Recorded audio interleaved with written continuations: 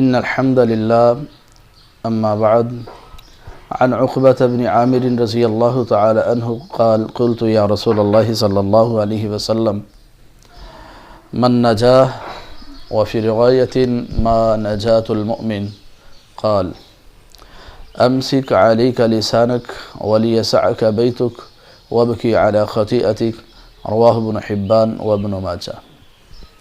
محترم بھائیو، اللہ کے رسول صلی اللہ علیہ وسلم کا ایک ارشاد گرامی ابن حبان اور ابن ماجہ کے حوالہ سے آپ کے گوش و گزار کیا۔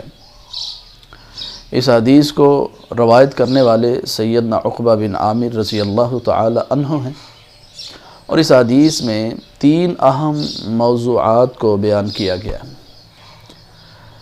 سیدنا عقبہ بن عامر رضی اللہ تعالی عنہ کہتے ہیں، میں نے اللہ کے رسول صلی اللہ علیہ وسلم سے عرض کیا، اے اللہ کے رسول صلی اللہ علیہ وسلم، من نجا کہ نجات کس میں ہے؟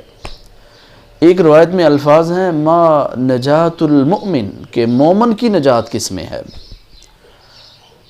دنیا کے فتنوں سے نجات، پریشانیوں سے نجات، آزمائشوں سے نجات، قبر کے عذاب سے نجات، جہنم کے عذاب سے نجات کس بات میں ہے مومن آدمی کی؟ تو رسول اللہ صلی اللہ علیہ وسلم نے 3 باتیں ذکر کی ہیں۔ چونکہ آج جو آپ معاشرے میں دیکھ رہے ہیں، پوری دنیا میں جو کچھ ہو رہا ہے آپ دیکھ رہے ہیں، فتنے کا دور ہے، فتنے ہی فتنے ہیں۔ صبح گھر سے نکلیں تو فتنے ہی فتنے باہر نظر آتے ہیں۔ فتنوں کی بھرمار ہے، کہیں موسیقی کا فتنہ ہے، کہیں بے پردگی کا فتنہ ہے، کہیں انکار حدیث کا فتنہ ہے، کہیں کوئی فتنہ ہے، کہیں قادیانیوں کا فتنہ ہے، کہیں رافضیوں کا فتنہ ہے، کہیں کوئی فتنہ ہے اور کہیں کوئی فتنہ ہے۔ ان فتنوں کے دور میں نجات کس میں ہے؟ اللہ کے رسول صلی اللہ علیہ وسلم نے 3 اسباب ذکر کیے۔ اسباب تو اور بھی بہت زیادہ ہیں فتنوں سے بچنے کے لیے، لیکن اس حدیث میں 3 باتیں ذکر کی گئی ہیں۔ ہم نے دیکھنا ہے کہ وہ 3 باتیں کون سی ہیں، اور یقیناً اگر ہم ان 3 باتوں پر عمل کر لیتے ہیں تو اللہ رب العزت ہمیں فتنوں سے نجات دے دے گا۔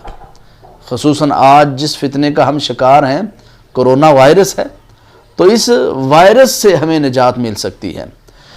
آئیے گا، اللہ کے رسول صلی اللہ علیہ وسلم نے وہ کون سی 3 باتیں ذکر کی ہیں؟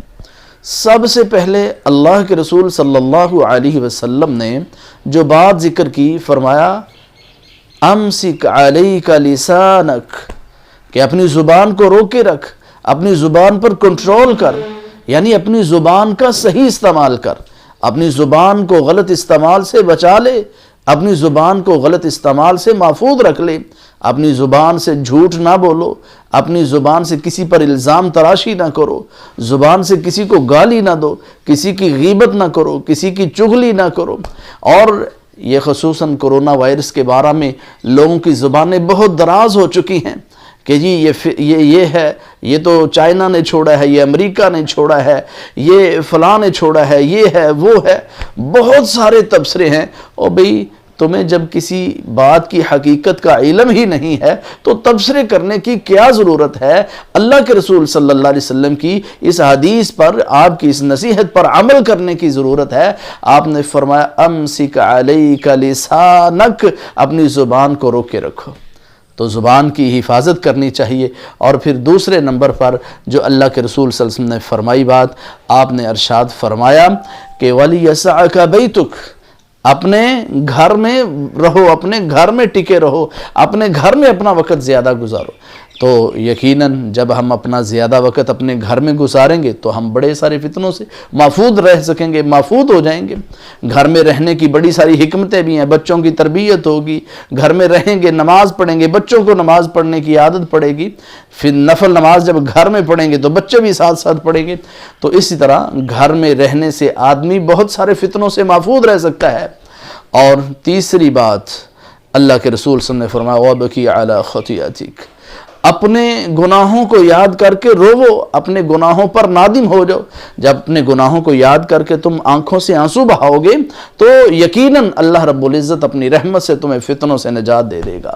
سیدنا یونس علیہ السلام کی قوم اگر وہ اپنے بیوی بچوں کو، اپنے جوانوں کو، بوڑھوں کو، مردوں کو، عورتوں کو، حتیٰ کہ جانوروں کو لے کر باہر آ کے رونے والا ماحول بنا لیتے ہیں، استغفار کرتے ہیں، روتے ہیں، اپنے گناہوں پر نادم ہوتے ہیں، تو اللہ آئے ہوئے عذاب کو، جس عذاب کی نشانیاں ظاہر ہو چکی تھیں، کالی گھٹائیں چھا چکی تھیں، اگر اللہ اس عذاب کو ٹال سکتا ہے، ہم تو امام الانبیاء کی امتی ہیں، سارے نبیوں کے سردار کی امتی ہیں، اگر ہم اپنے گناہوں کو یاد کر کے نادم ہوں گے، پریشان ہوں گے، روئیں گے، معافی مانگیں گے، استغفار کریں گے، تو اللہ رب العزت ہمیں بھی اس وائرس سے، اس فتنے سے، اس آزمائش سے اللہ ہمیں بھی نجات دے دے گا۔ تو اس لیے میرے بھائیوں، اختصار کے ساتھ یہ میں نے 3 باتیں ذکر کی ہیں، اگر ان کو لمبا کیا جائے تو وہ بھی بڑی ساری احادیث ہیں، لیکن بات لمبا کرنا مقصد نہیں ہوتا، بات کو سمجھانا مقصد ہے۔ تو 3 باتیں میں نے ذکر کی ہیں۔ نمبر 1، اپنی زبان کی حفاظت کرنا، زبان کا صحیح استعمال کرنا۔ نمبر 2، اپنے گھر میں زیادہ وقت گزارنا۔ نمبر 3، اپنے گناہوں پر رونا اور اللہ سے استغفار کرنا، معافی مانگنا۔ جب ہم 3 باتوں پر عمل کریں گے تو اللہ ہمیں فتنوں سے نجات عطا فرمائے گا۔ وما توفیقی الا باللہ۔